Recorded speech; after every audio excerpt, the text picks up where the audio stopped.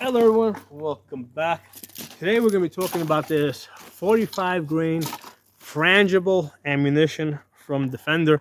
It's a 45 grain bullet, frangible, meaning that you should be able to shoot the steel targets and it should not damage the steel targets. Okay, so let me give you guys a close up of this box. There it is, Defender.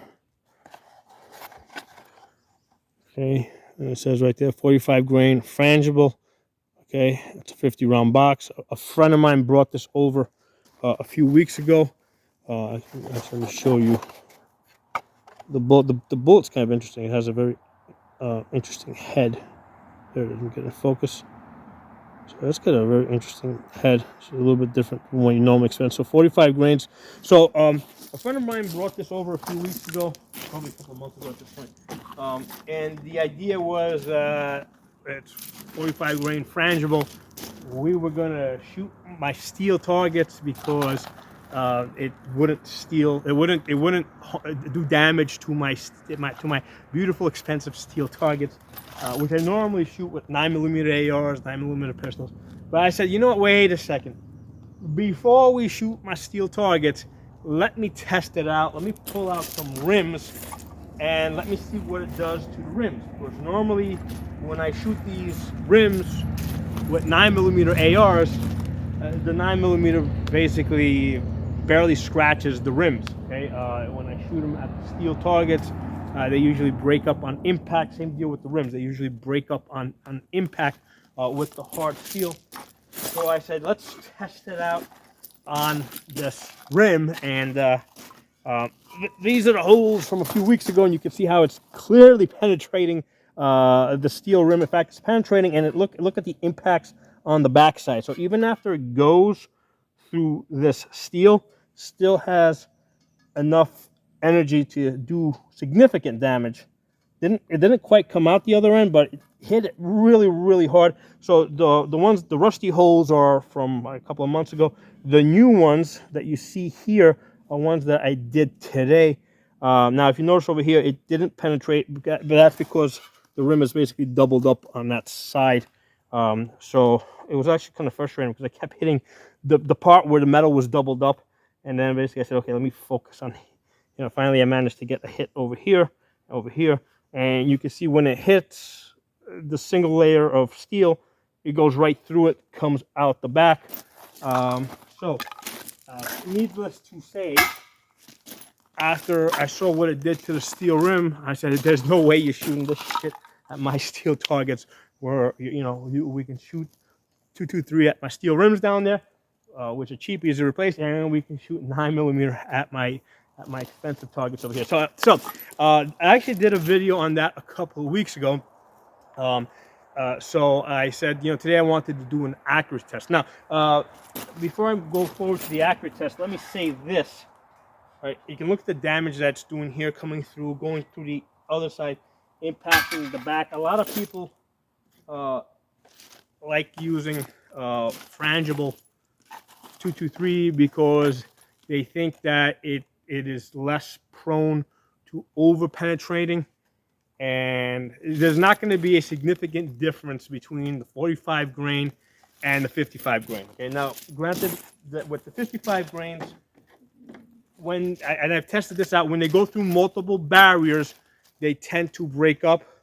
I'm fairly certain that the 45 grain, which is a little bit lighter than the 55 grain, is going to probably break up a little bit faster, a little bit easier.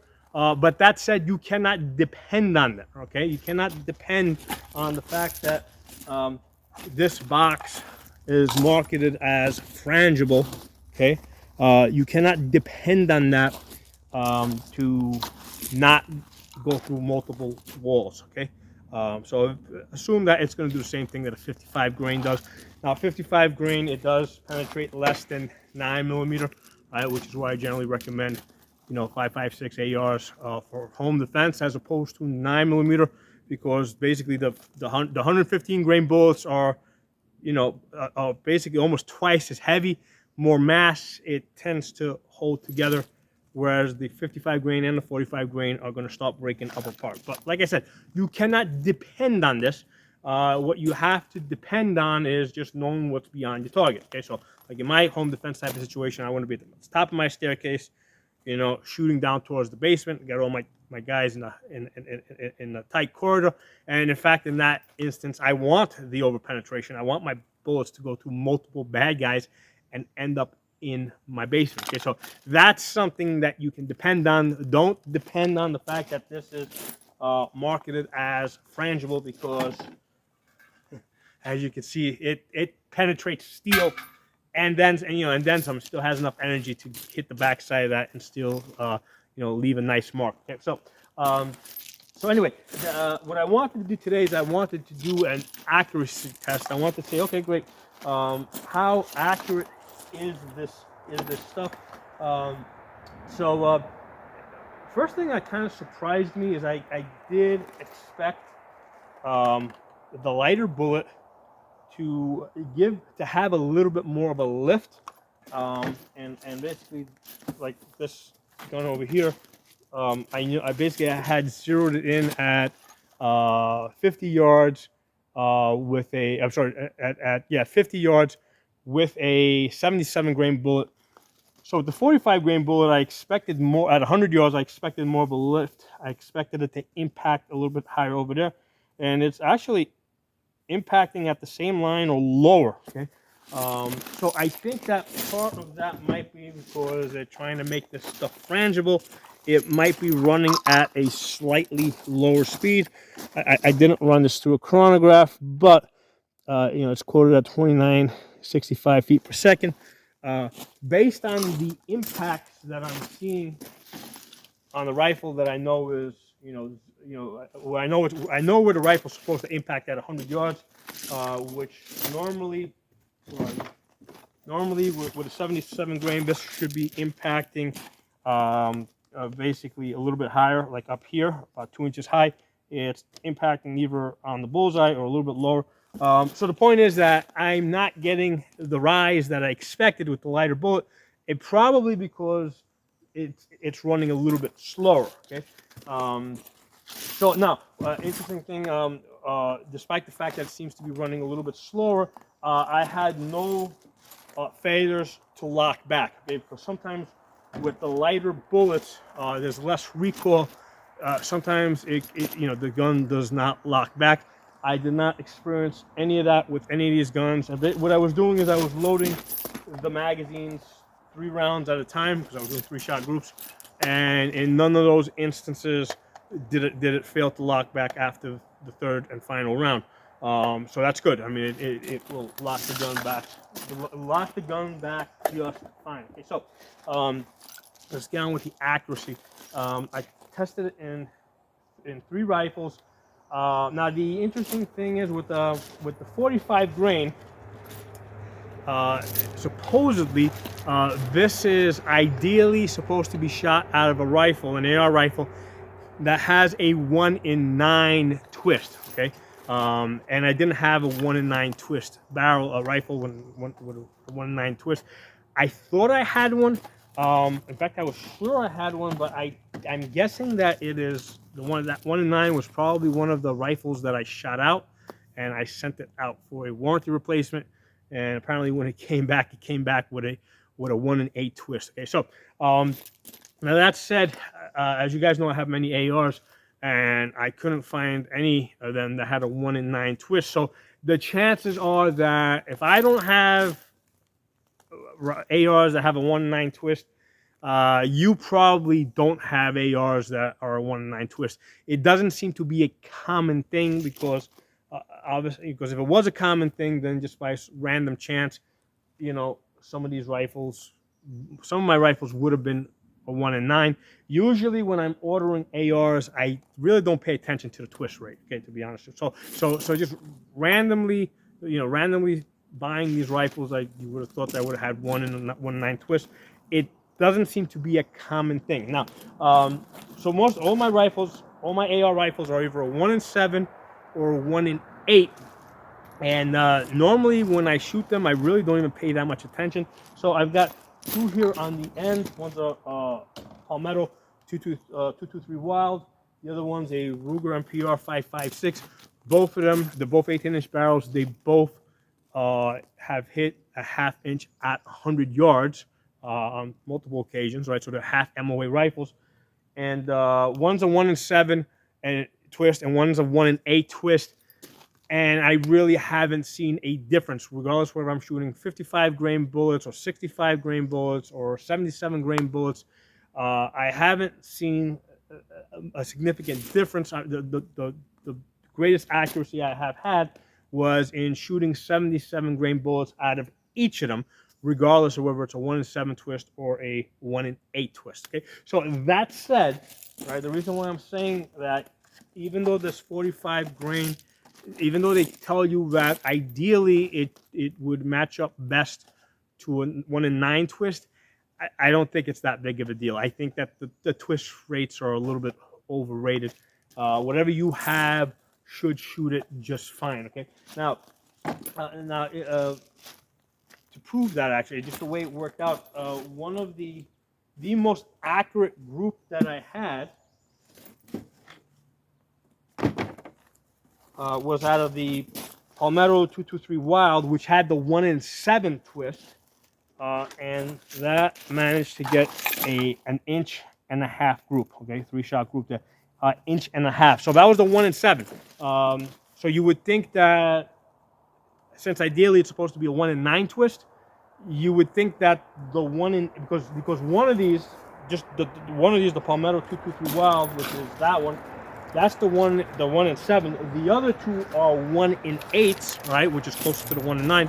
So you would think that these two rifles, right, the ones with the two with the 1 in 8 twist, you would think that they would have gotten the tighter groups. And no, it just happened to be the 1 in 7. Okay, so point being that if you're shooting 45 grain bullets, don't sweat it. Whether you got a 1 in 7 or 1 in 8 or 1 in 9, just shoot it. It should be fine. Okay. Now, so the best group, like I said, I got was the 1.5 MOA. I only got that once. Okay. I did get a 2-inch group. Okay, at 100 yards a few times. Okay, so look at the 2-inch group here. This one has this is also another Palmetto. This one's a 1 in 8. You can see the 2-inch group there.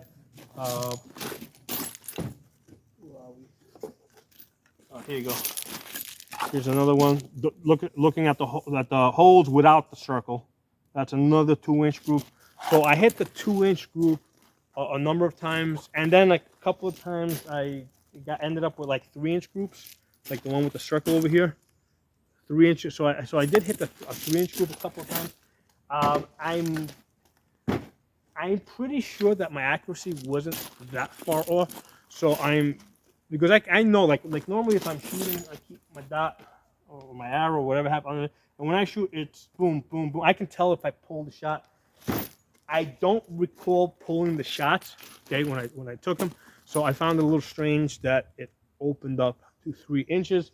So that might speak a little bit about the consistency of this ammunition as far as the load. Okay, so I mean, I would probably have to shoot 200 or 300 rounds to be able to know for certain, right? And I can't do that all that in one day because you start fatiguing. I would have to do it over a longer period of time to be able to tell you guys with greater certainty. But I did get a 1.5 MOA.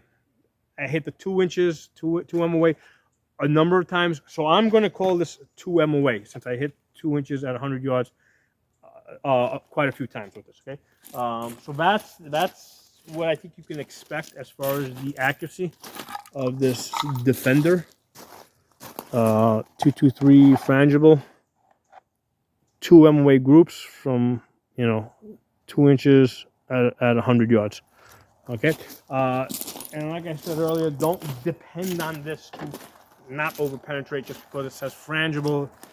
Expect it to do the same thing that your regular 55 grains do.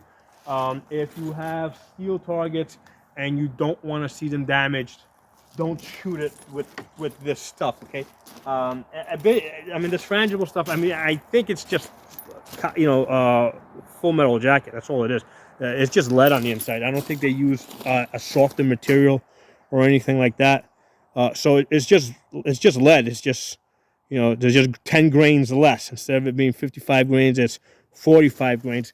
Not that it's gonna, not that it would penetrate the hardened steel targets, but it'll start leaving little marks. Like if you hit the corners, it'll start chipping them. The problem when you start putting like little pop marks in your targets, over time, what that can do is like when you're shooting, let's say with 9mm, it can deflect the bullets in a way that you don't want it to deflect. So I like, you know, my targets, even though they've got like thousands and thousands and thousands of rounds on them, they are as smooth as the day I bought it. Okay, because I only shoot it with 9mm. You know, I mean, I'll shoot 40s and 45s, but basically I only shoot it with pistol rounds, and I want to keep it that way. So you know, that's what it is. So like I said, this is a video. I want to talk to you guys about the accuracy of this Frangible Defender 45 grain. And you can expect about 2 inches at 100 yards. You're probably not going to hit it every time. This isn't really expensive ammunition. For a box of 20 rounds, it comes in at about $11. For a box of 50 rounds, it comes in at about $26, you know, plus your taxes and shipping. So it comes in at something like 52 cents a round. So this isn't really expensive ammunition. I mean, it's not Tula, but it's not like really expensive. So don't expect any magic out of it. Okay. So thanks for watching. Drop some comments below, and I'll talk to you guys soon.